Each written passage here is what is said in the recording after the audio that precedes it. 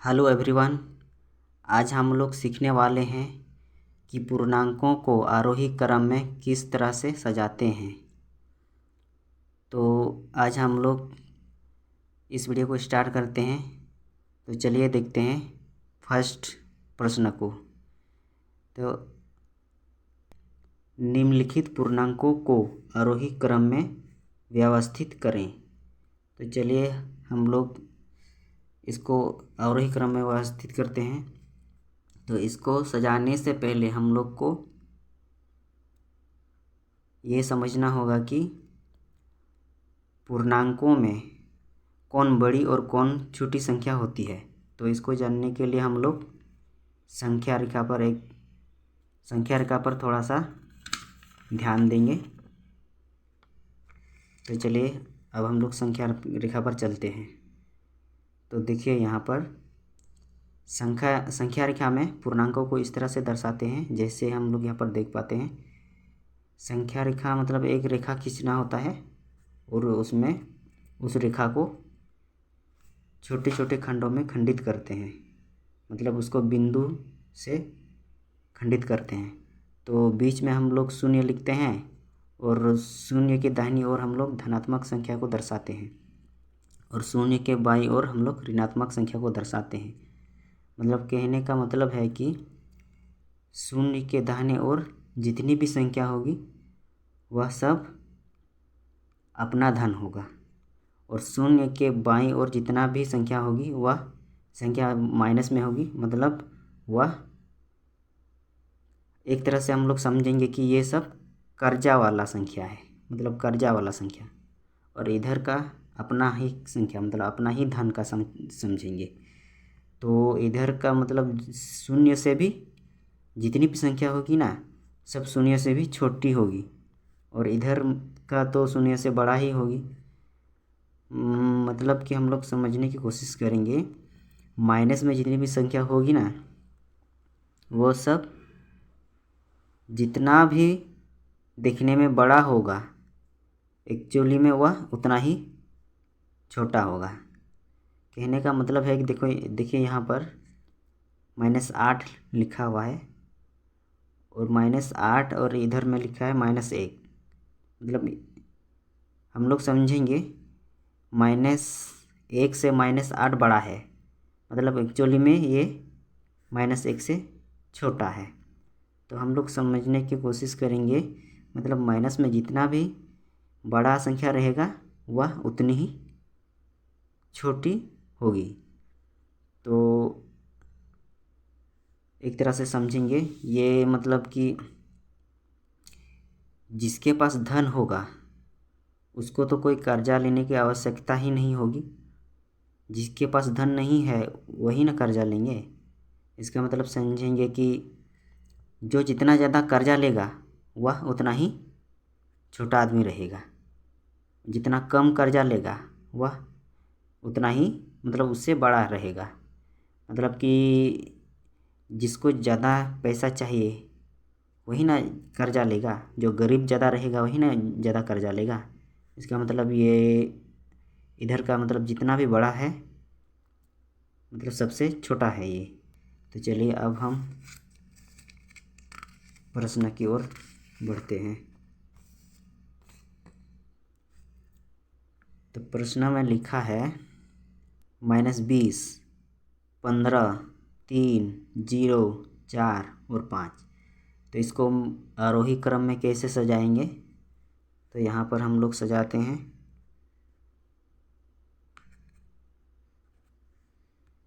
आरोही क्रम मतलब सबसे पहले सबसे छोटी संख्या को लिखेंगे।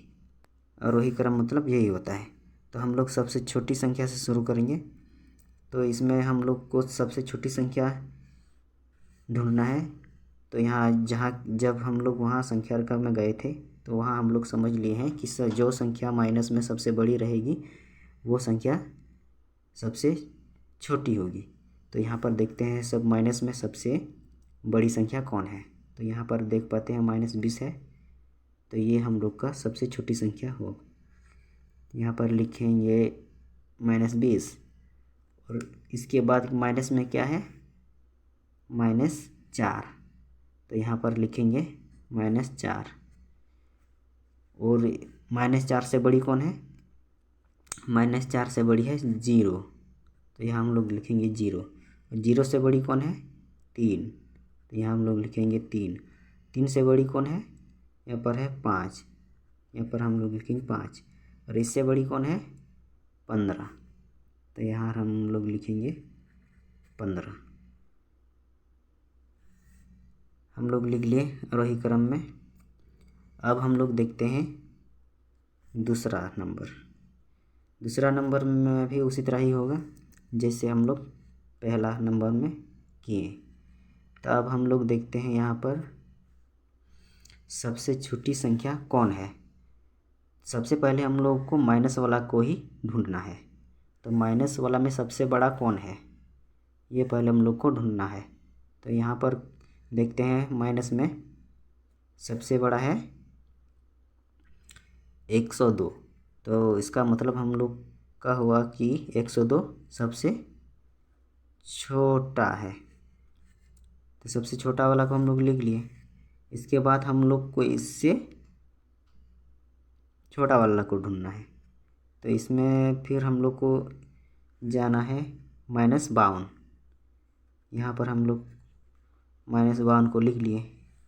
फिर इससे छोटा वाला को लिखना है -37। फिर इससे छोटा वाला को लिखना है -5। फिर इससे छोटा कौन है? -4। इसके बाद है 0। इसके बाद है 34।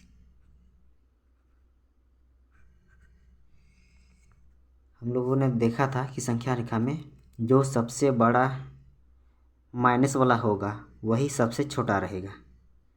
तो जितना सबसे बड़ा है उसको पहले लिख लेते हैं। तो सबसे छोटी संख्या ये हुआ, इसके बाद 52 हुआ, इसके बाद 37 हुआ, इसके बाद -5, इसके बाद -4, इसके बाद 0, इसके बाद 34। तो हम लोग ने लिख लिया।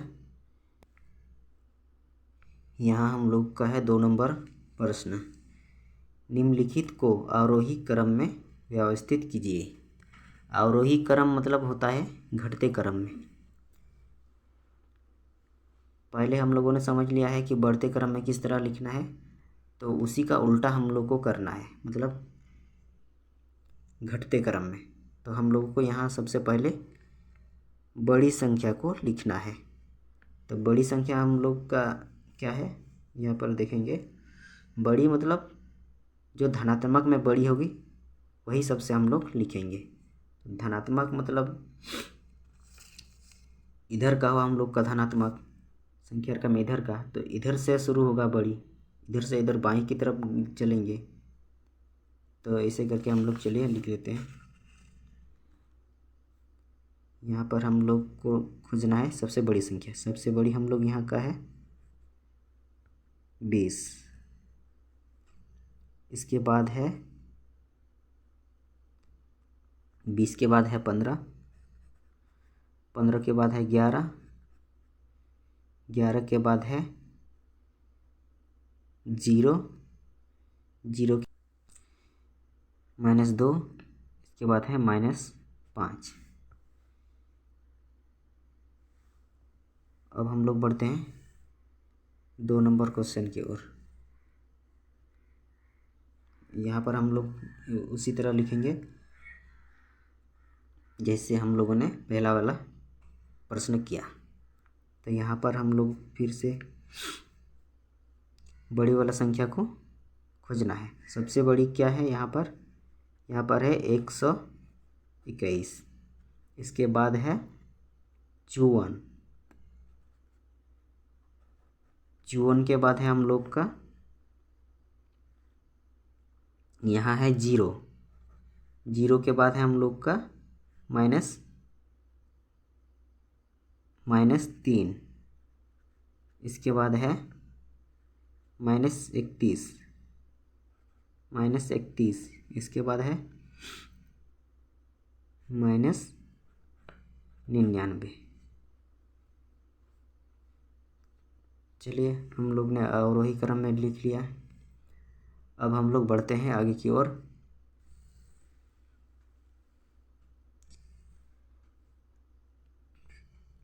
तीन नंबर क्वेश्चन, 3 नंबर प्रश्न में पूछा गया है, बोला गया है जैसे उपर्युक्त संकेतों यानी कि बड़ा या छोटा या बराबर से निम्नलिखित रिक्त स्थानों को भरिए। तो हम लोग को कौन बड़ा है, कौन छोटा है या बराबर है, इस तरह करके हम लोग को यहाँ पर दिखाना है। तो हम लोग इसे कैसे दिखाएंगे,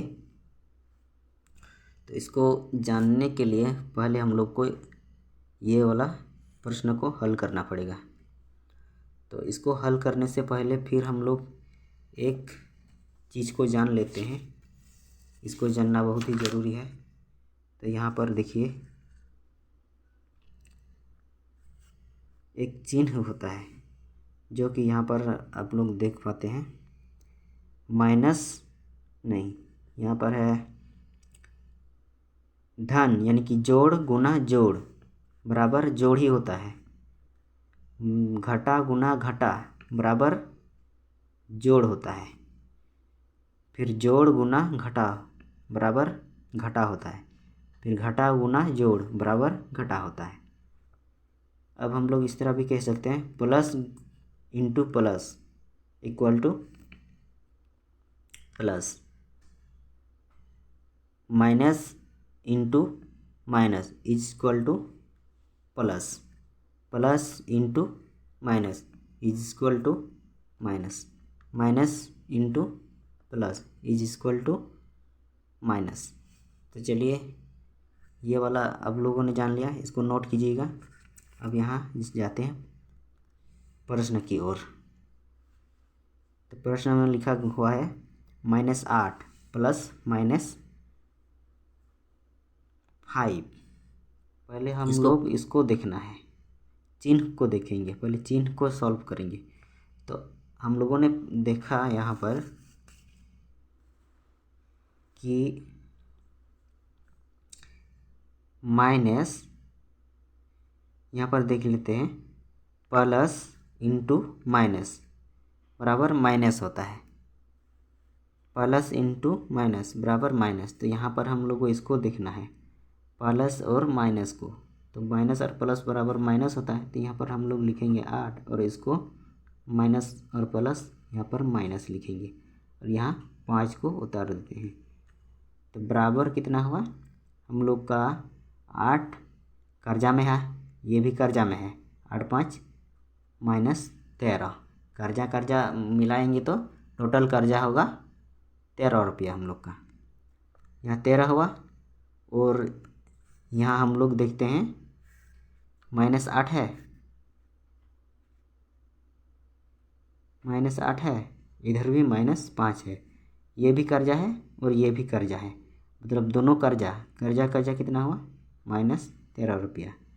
तो इधर भी 13 रुपया होता है, इधर भी 13 रुपया होता है। तो हम लोग का यहाँ चिन्ह क्या होगा, बराबर का चिन्ह होगा, बराबर। तो आई होप कि आप लोगों को अच्छी तरह से समझ में आ गया होगा। आज की वीडियो को यहीं पर समाप्त करते हैं। धन्यवाद।